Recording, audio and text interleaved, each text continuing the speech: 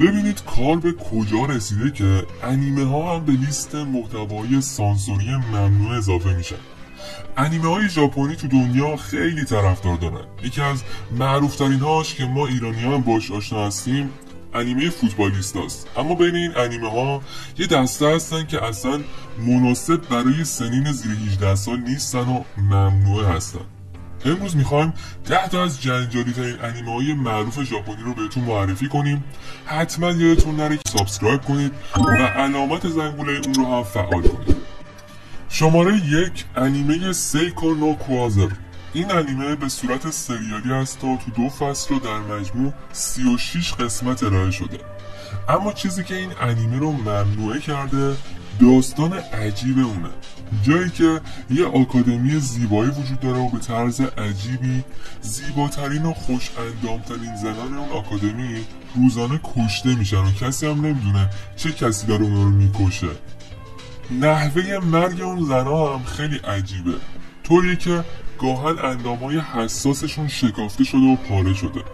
حالا تو این داستان زن جوانی به نام مافوی اوریبه حضور داره که تو تعجب و درگیری ذهنی این موضوعه که مقصر این قتل عام کی میتونه باشه.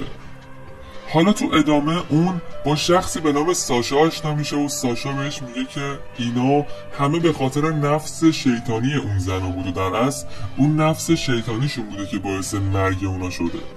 بعد طی ارتباطش با ساشا متوجه میشه که اندام حساس خانوما یه سری انرژیایی داره که میتونه شیطان رو دور کنه و از اینجور ماجراها که خیلی دیگه سانسور شده براتون گفتم و کامل تعریفش نکردم. شماره 2 انیمه سکیری. دیگه برای ارائه این انیمه توضیح خاصی نیست، فقط تو توضیحات معرفی این انیمه داخل سایت باکاباز.com ذکر شده که با خانواده‌تون نبینیدش.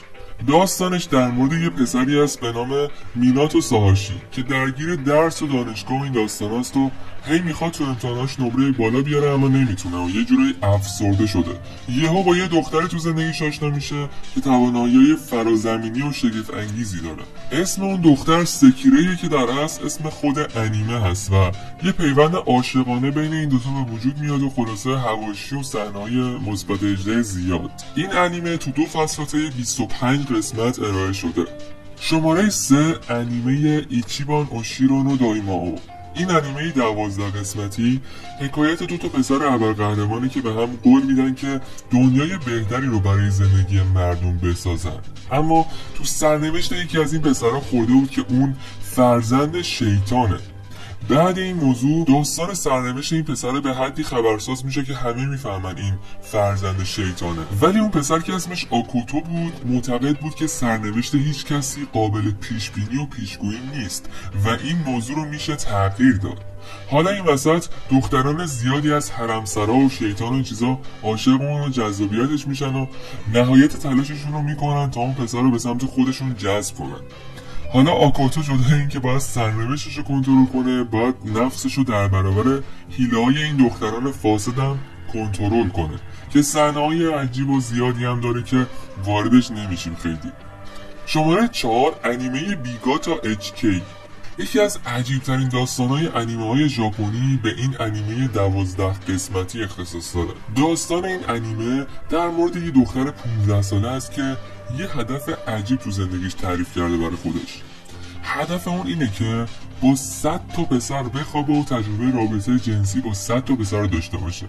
جدای این مسائل و ممنوع بودن این انیمه تو دنیا این مسائل که برای سنین زیر 18 سال مطرح بشه حکم کودک آزاری رو داره و تعجب میکنم چطور این انیمه تو بعضی سایت ها هنوز قابل دسترسه در حالی که محتواش در مورد سنین زیر 18 ساله.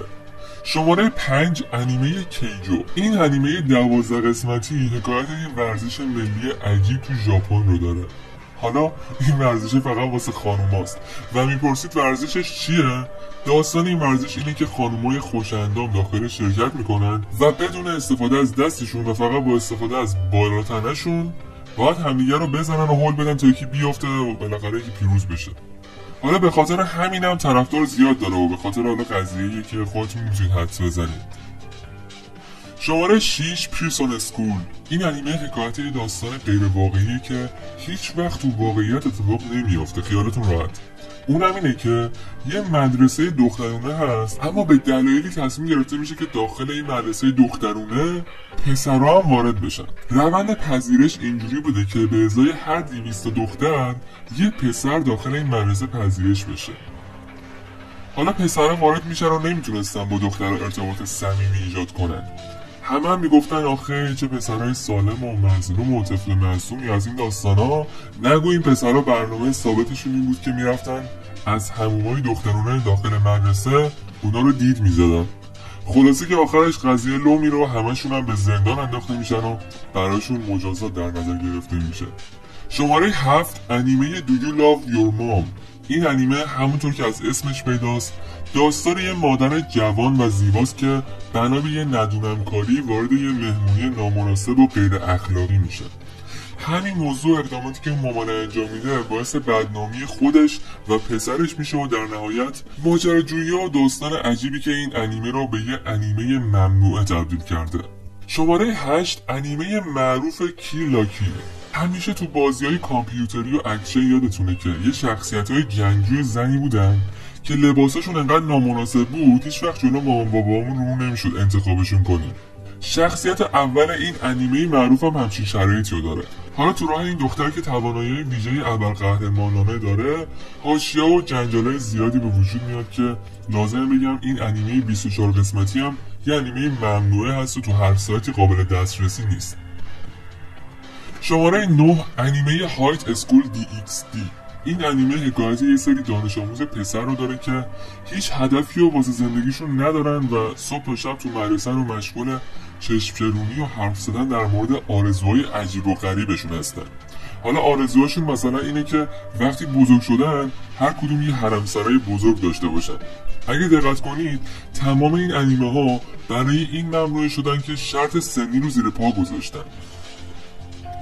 یه بار دقت کنید شخصیت‌های اصلی اونا غالباً بچه‌های زیر 18 سال هستن که خود این داستان حاشیه‌ای زیاد ایجاد کرده.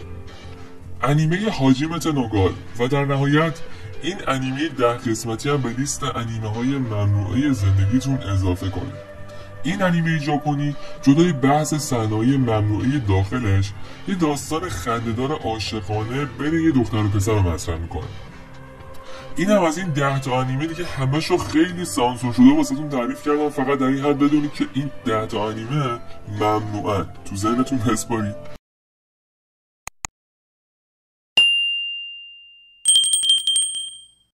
Even when you feel low, you can still go.